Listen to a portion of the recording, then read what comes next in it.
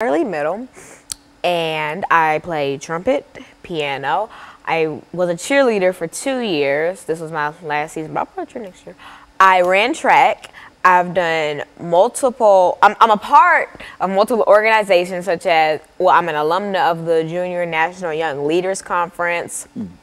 Every summer I go to camp at Western Kentucky University's Center for Gifted Studies. They have camps such as SCATS, which is the summer camp for academically talented students, and VAMPy, which is the summer camp for verbally and mathematically precocious youth.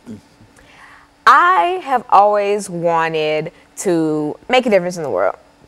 And growing up as a minority and as and growing up in a race that is so powerful yet so overlooked, it's always been hard for me to do that. And so this is kind of like my outlet to share information and to bring awareness to the things that you wouldn't usually hear. And it's interesting to see this little black girl on TV just talking about these things, because that's not something you see every day. Like I said, we're an amazing race that's just constantly overlooked. And we have so much power and knowledge and understanding to give. It's just, we're overlooked. And so I use the show as my outlet to share information. And I've been doing this for, this is, what month is this? This is May. In December, it'll be my 8th year doing this. And so this is my biggest pastime. And so, Alana, in a real sense, this is a topic that you've given some thought to. And I think that all of the topics that you've already given us dealing with on this level have been very, very interesting, as well as very, very informative kinds of topics. Let's start off by allowing you, during the remaining part of this first segment, to sort of lay the foundation as to why you would like to talk about Islam in America, and give our audience some idea in terms of what Islam is all about. Well, in the first segment, I'm really going to go into vocabulary. So, before a couple days ago, I had no idea what anti-Islamic sentiment was. So we're going to break down the words and basically explain it so that the viewers will have a better knowledge of what we're talking about. First of all, sentiment is like a good feeling, and et cetera, and et cetera. Think sentimental. Anti-sentiment is the exact opposite. It's negative feelings. So think, Jim Crow laws were anti-sentimental towards blacks. That's why you can remember that. Islam is a religion. People always confuse Muslims. Okay, Islam is the religion and Muslims follow that. Just think Christians follow Christianity. It is a very, very common misconception that A, Muslims are race, that B, Islam is the people that follow Muslims. It's the complete opposite. Islam is a monotheistic and Abrahamic religion that is based on the verbatim word of God, which they know as the Quran.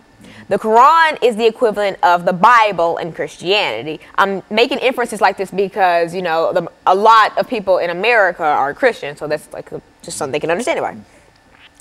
The Quran is basically their holy word, and the complete, the main purpose of the world for Islam is to follow God and to obey God.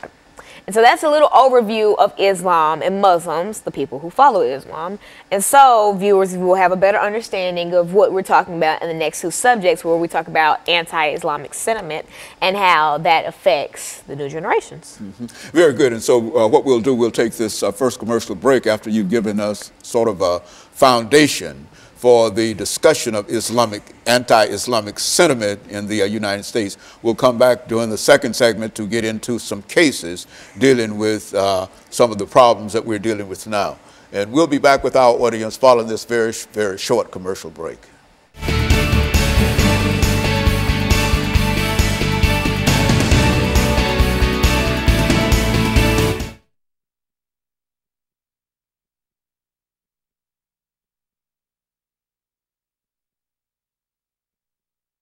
Now, I was trying to catch up with this. This is my time. Can we here. scoot that over a little bit so I can see it out the corner of my eye? Because I'm looking right here. Well, actually, see, the thing is, you need to be like. Yeah, okay, well, that's better anyway. Okay, cool. Thank you. Okay, and so Lana, the second segment we're going to talk about anti-Islamic sentiment in the United States. That'll be the introduction, and then we're talking to you, and then we're going to give you an opportunity to talk about what? I mean, how you want to introduce this topic. Is that what you want to do?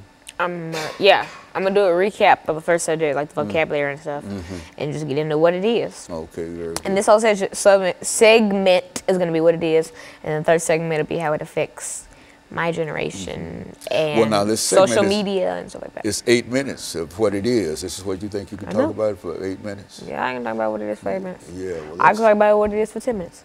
I can talk about what well, it is for just talk about it for 8 minutes, okay? That'll be appropriate.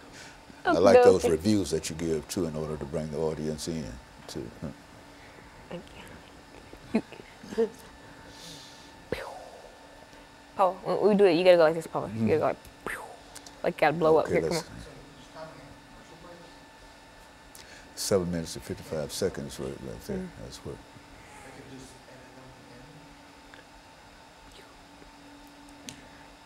30 seconds out.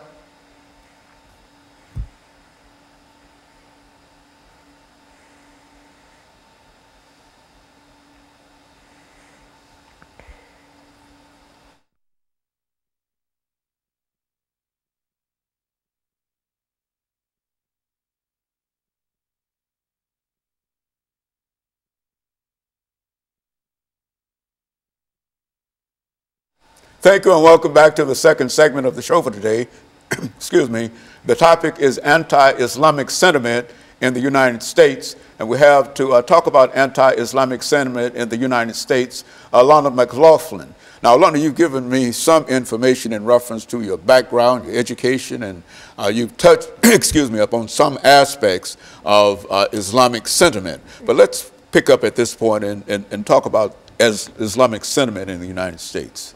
Well, if you're just tuning in, my name is Alana.